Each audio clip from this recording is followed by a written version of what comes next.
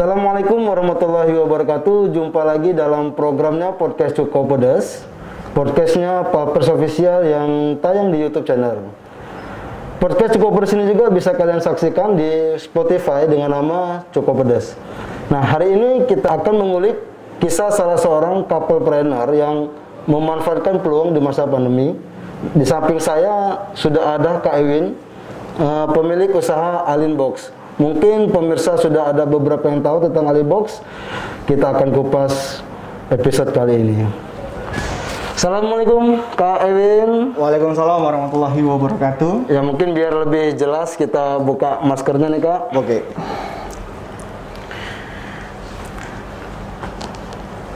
Oke, pemirsa Cukup Pedas. Nah, Kak Ewin ini merupakan pemilik usaha Alinbox yang kalau kita kepoin beberapa di Instagramnya itu ada beberapa menu yang sangat menarik yang memang menunya itu khas Nusantara nih Kak.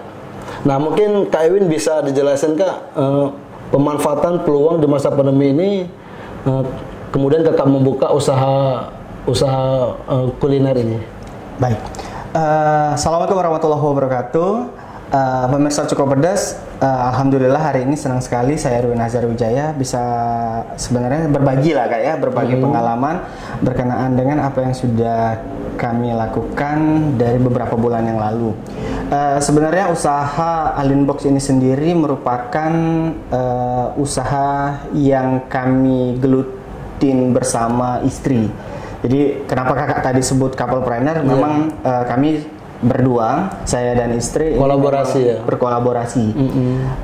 Awalnya di latar belakangi masa pandemi yang mengharuskan saya itu WFH, work from home ya. Jadi pada saat WFH kemudian kami mencoba membahas peluang-peluang apa saja yang bisa dimanfaatkan karena memang kebanyakan aktivitas di rumah ini sehingga memang bisa menjadi aktivitas yang lebih produktif. Tidak jauh-jauh kami membahasnya itu langsung dari passion, hobi atau peminatan dari saya dan istri, kemudian melihat peluang apa yang bisa kita lakukan. Karena memang istri di bidang kuliner dan memang bidangnya adalah koki, maka termuncullah benak untuk memfokuskan lagi usaha di bidang kuliner. Dan saya karena bidangnya memang di digital marketing, maka untuk pemasaran digitalnya saya yang create seperti itu, sehingga muncullah beberapa ide. Sejak Maret sampai dengan Mei itu kami mengkonsepkan. Jadi Maret kalau tidak salah itu pada masa awal pandemi. Betul. Maret itu pertama kali saya WFH, kemudian dari WFH itu kami mengkonsepkan. Jadi kurang lebih untuk mengkonsepkannya itu saja 3 bulan. Karena apa? Karena ada beberapa yang harus dikonsepkan berbagi dengan istri. Kalau istri formulanya untuk kemasakan yang memang yang akan dijual, kemudian saya konsep pemasaran digitalnya seperti itu. Untuk pemasarannya saja kami hanya menggunakan Instagram untuk saat ini. Jadi memang betul-betul memanfaatkan hanya medsos saja untuk dine in ataupun kedainya belum buka. Oh ya, jadi pemirsa Cukup Pedas, seperti yang kita ketahui bahwa Kak Ewin ini merupakan salah satu dosen STIMIK MDP, betul Kak ya? Betul, alhamdulillah. Jadi ketika pandemi melanda, itu mau tak mau juga harus WFH kayak gitu Kak ya? Ya. Dan kemudian kolaborasi juga dengan istri, yang istri juga alumni Gastronomy Education State University of Malang gitu Kak ya? Ya. Jadi kalau istri memang bidangnya dan hobinya memang di dapur sejak SMK 6 jurusan Tata Boga, dan alhamdulillah dapat beasiswa juga ke Malang, dan memang fokusnya ke masakan, dan memang yang dipilihnya adalah masakan Nusantara. Oh, jadi istri yang masak, Kak Ewin yang jual? Ya, kalau saya salesnya. Ya, yang netral namanya dengan apa? Couplepreneur tadi. Ya. Oke.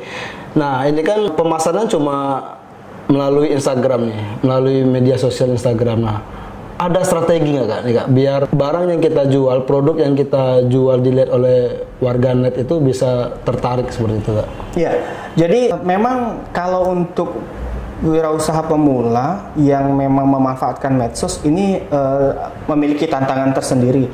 Karena apa? Karena untuk terjun ke media sosial khususnya Instagram itu sendiri itu tidak mudah karena dengan konsepnya penjualan di Instagram kita harus cari follower dulu, kemudian kita harus mempromosikan dulu dan lain sebagainya. Ini yang jadi paradigma bahwa jual di medsos itu tidak serta-merta akan sukses seperti itu.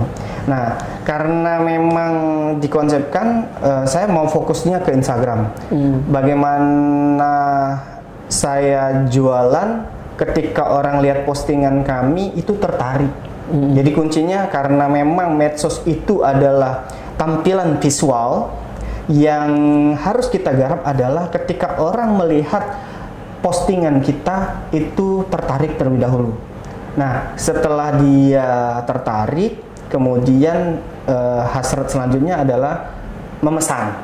Itu. Jadi interest yang kita bangun itu memang dari postingan. Nah, kendalanya adalah Instagram ini kan harus punya follower dulu. Sedangkan kalau kita pemula otomatis followernya sedikit. Nah, makanya kita perlu bantuan orang-orang yang sudah memiliki followers. Tapi kalau kulihat kalau followers KW ini udah 1000 ya Kak ya? 3.000 kalau sekarang. 3.000 sekarang. Iya, 3.000 itu sebenarnya sih masih sangat sedikit sekali. Cuman untuk sekarang ya kita bisa kolaborasi beberapa strategi yang lain. Salah satunya mungkin dengan memanfaatkan influencer, kemudian promosi berbayar, kemudian dan lain sebagainya yang memang bisa jangkauannya lebih luas. Tapi memang kalau usaha kami fokuskan untuk di Palembang terlebih dahulu.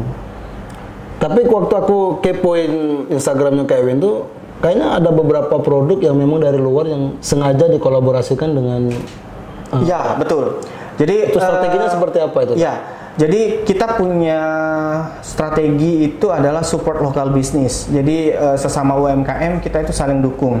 Kalau saya memang basicnya digital marketing, saya belajar foto juga, foto produk meskipun masih newbie ya bahasa kekiniannya itu belum profesional. Tapi setidaknya kami mencoba mendukung UMKM yang lainnya agar memang mempunyai tampilan yang menarik. Kemudian karena saya juga aktivitasnya ke komputer, desain dan lain sebagainya, jadi saya juga membantu mereka dari segi tampilan. Nah, ketika kita posting punya mereka dan mereka akan repost postingan kita, itu kan akan ada dampak juga. Produk kita akan tampil di Instagram mereka, follower mereka juga akan lihat, dan mereka juga ketika kami posting juga follower ataupun konsumen kami juga melihat postingan UMKM, sehingga dari saling sama-sama dukung ini akan timbul ya satu yang menguntungkan lah, jadi win-win solution. Ya posting kita posting sehingga itu akan menambah informasi-informasi berkenaan dengan produk sama UMKM. Biasa keterjangkauan cuma 3.000, dengan kolaborasi itu mungkin lebih 6.000. Betul. Warganet seperti itu. Iya. Ya. Nah, ini kan kebanyakan juga nih mungkin pemirsa Cokopoders bisa melihat beberapa foto yang ditayangkan di Instagram itu kan tidak sesuai nih Kak dengan produk yang dijual. Kalau di fotonya cantik bener kayak gitu kan. Kalau kita lihat lezat. Nah, kalau dari Kak Ewin sendiri itu ada jaminan nggak bahwa foto yang disediakan itu sama enaknya dengan barang aslinya seperti itu Kak? Ya, jadi memang kita tidak serta-merta semuanya foto juga, tapi kita juga tampilkan misalnya testimoni dari para pembeli, kemudian repeat ordernya mereka, kemudian tingkat kepuasan mereka, kemudian kita juga memanfaatkan seperti kayak Google Business School, mereka juga bisa mereview produk-produk kita di sana. Nah, hasil review mereka itu juga itu sudah mewakili bahwa produk kita itu tidak hanya bagus di tampilan, tapi memang cita rasanya juga kita jaga. Dan di postingan kami juga tidak semuanya itu postingan makanan, tapi ada nilai-nilai yang lainnya yang kami bangun. Misalnya ya nilai kekeluargaan, kemudian nilai kebersihan, kebersamaan dan lain sebagainya, sehingga memang konten-konten yang bermanfaat yang insya Allah nanti bisa dibaca juga oleh follower seperti itu.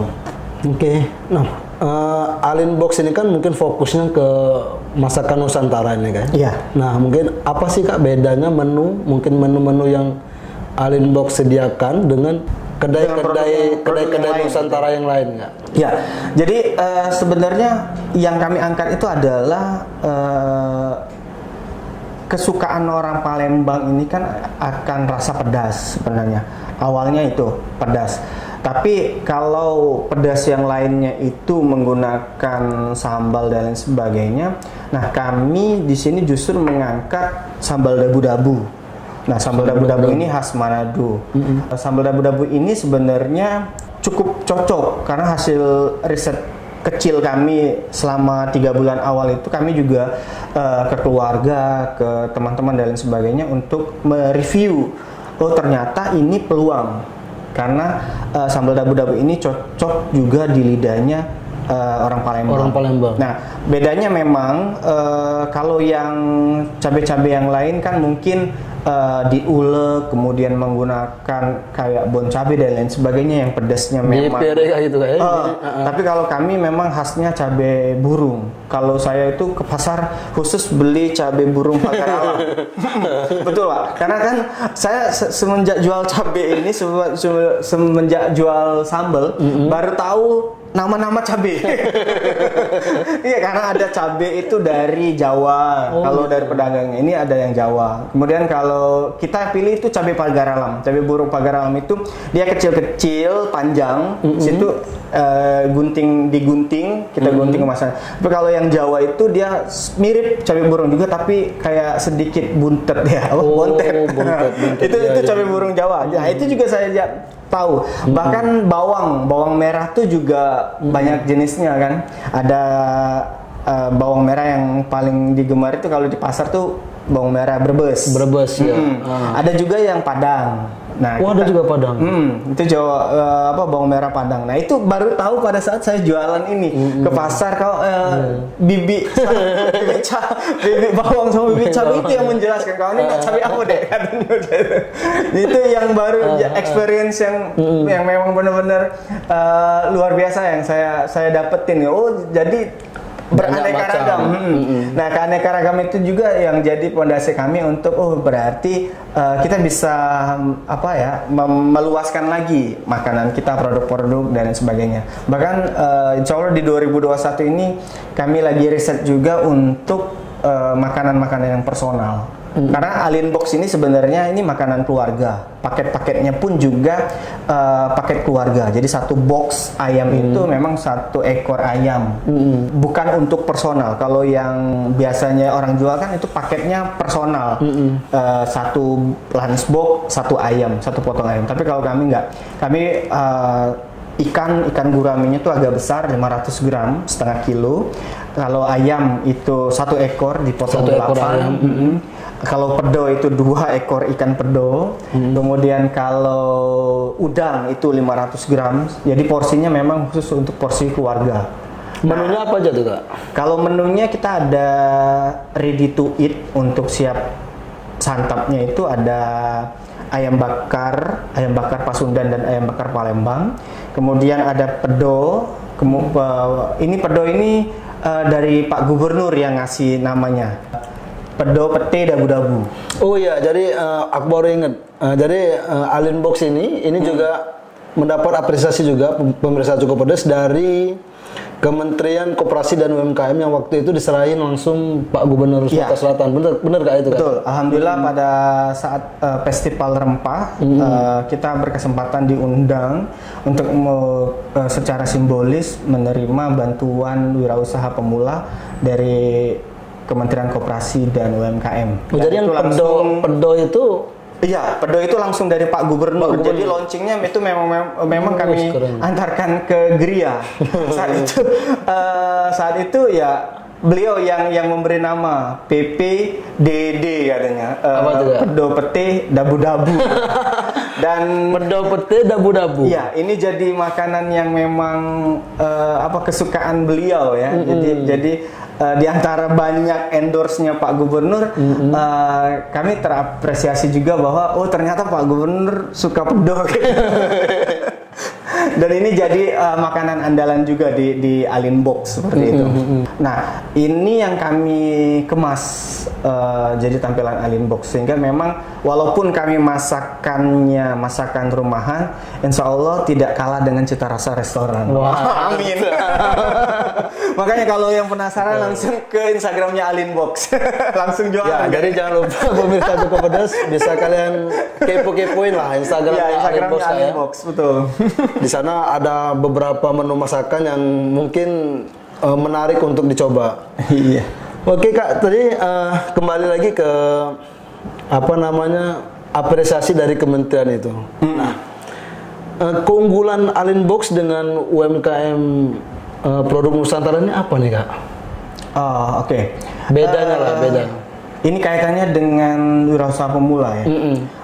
Jadi sebenarnya kita sebagai wirausaha pemula ini orientasinya itu harus dalam tanda kutip open minded.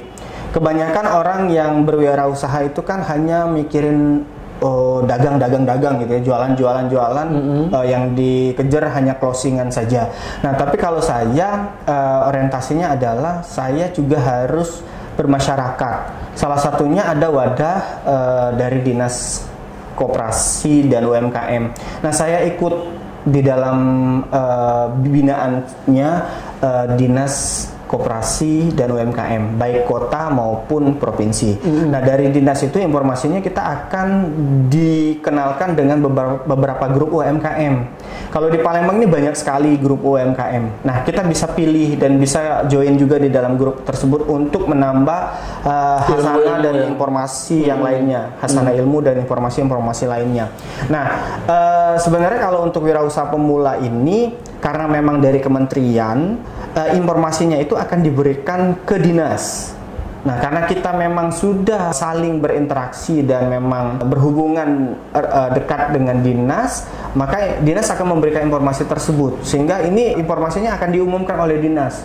Sebenarnya kalau yang ikut itu hampir 100 lebih UMKM. yang UMKM. Nah, dari 100 ini dipilih, diseleksi oleh Kementerian Koperasi dan UMKM serta dinas menjadi 15. Oh gitu.